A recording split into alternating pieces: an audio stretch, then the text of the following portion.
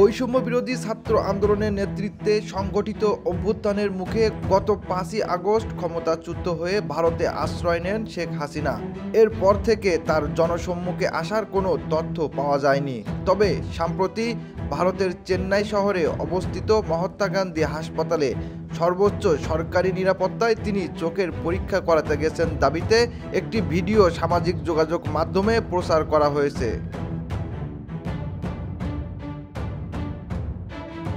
এদিকে ঘটনাটির সত্যতা কতটুকু তা ইতিমধ্যেই যাচাই করে দেখেছে রিউমার স্ক্যানার।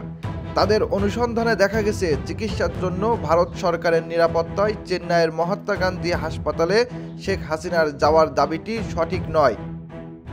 প্রকৃতপক্ষে 2016 সালের সেপ্টেম্বরে জাতিসংঘের সাধারণ পরিষদের অধিবেশনে যোগ দেওয়ার জন্য যুক্তরাষ্ট্রের নিউ ইয়র্কে পৌঁছানোর ভিডিওকে আলোচিত দাবিতে প্রচার করা হয়েছে।